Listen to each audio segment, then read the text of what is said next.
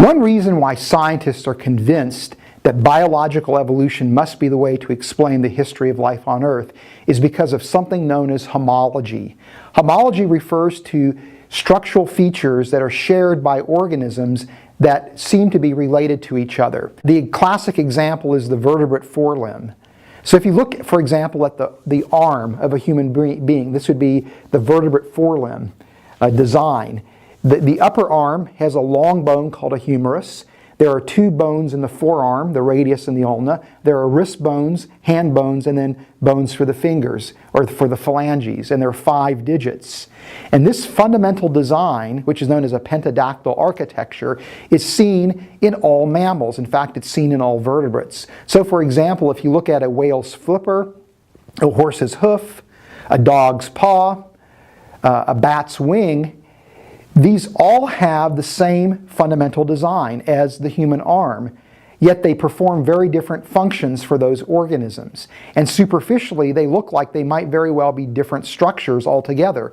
But again, they're fundamentally the same design. This is called homology by biologists.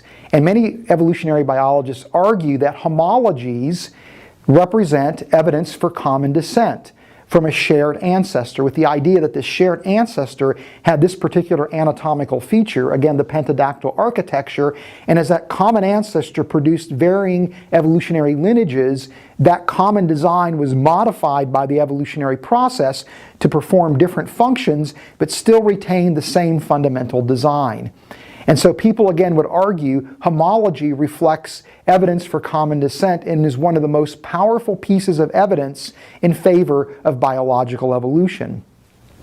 What's interesting, however, is that you don't have to understand homology from an evolutionary framework. You can understand homology from a design framework just as well, where you would argue that that common design that you see in the human arm, a horse's hoof, a dog's paw, a whale's flipper, a bat's wing, reflects a similar design template used by a creator that then varied that design template in a variety of ways to produce forelimbs that carry out different functions for these different organisms. In fact, this is exactly how the person who discovered homology interpreted those shared features. The person who discovered homology was a biologist by the name of Sir Richard Owen, who in his day was the most preeminent scientist in the United Kingdom. He actually predated Darwin by a few decades. And Sir Richard Owen was the one who discovered, by doing comparative anatomy studies of a wide range of organisms, this vertebrate forelimb design, and that he termed this to be homologies, as opposed to something called analogies. Analogies refer to features that fundamentally are different designs but superficially look the same. So this would be, for example, a bird's wing and the wing of a butterfly, let's say.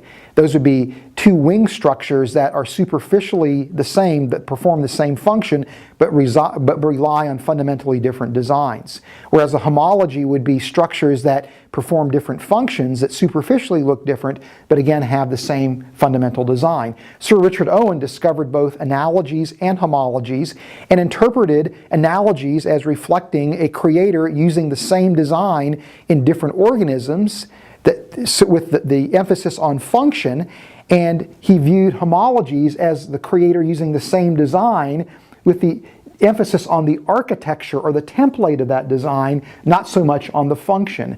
But the point here is that Sir Richard Owen envisioned this common design feature as being an archetypical design that existed in the mind of a creator that was then functionally manifested in these different organisms.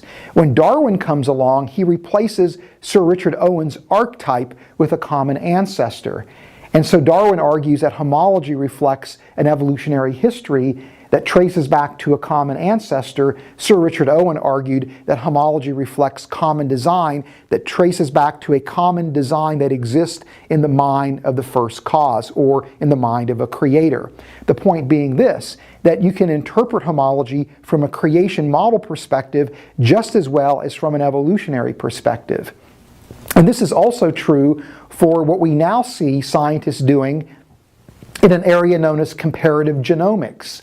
We now have the ability to sequence the entire genomes of a wide range of organisms. And the genome refers to the entire genetic makeup of an organism, and DNA molecules are the molecules that harbor this genetic information in the structure of the molecule itself. And so scientists sequence the entire DNA content of organisms and then can compare that DNA and look for similarities and differences. And what they have discovered is, for example, humans have a very high degree of similarity at a genetic level to chimpanzees. There's about a 90 to 95% genetic similarity between humans and chimps. And evolutionary biologists argue that that genetic similarity reflects the fact that humans and chimps descend from a common ancestor, roughly about 6 to 7 million years ago. And they again are interpreting these shared genetic features, these genetic similarity as reflecting evidence for common descent, with chimpanzees and bonobos being the closest evolutionary relatives to human beings. Well, another way to look at these genetic similarities is that this reflects, again, common design, not common descent, where again the creator employs similar genetic elements and similar genetic designs to create human beings and chimpanzees, but also will vary the genetic makeup of humans and chimps ever so slightly, but significantly, so that humans and chimps represent fundamentally different organisms. Again, the point being that we can understand genetic homologies in the same way that we can understand anatomical and physiological homologies as reflecting common design, not common descent. And so the evidence that is oftentimes cited in favor of biological evolution can equally be understood from a creation model perspective, and homologies are just one example where that's the case.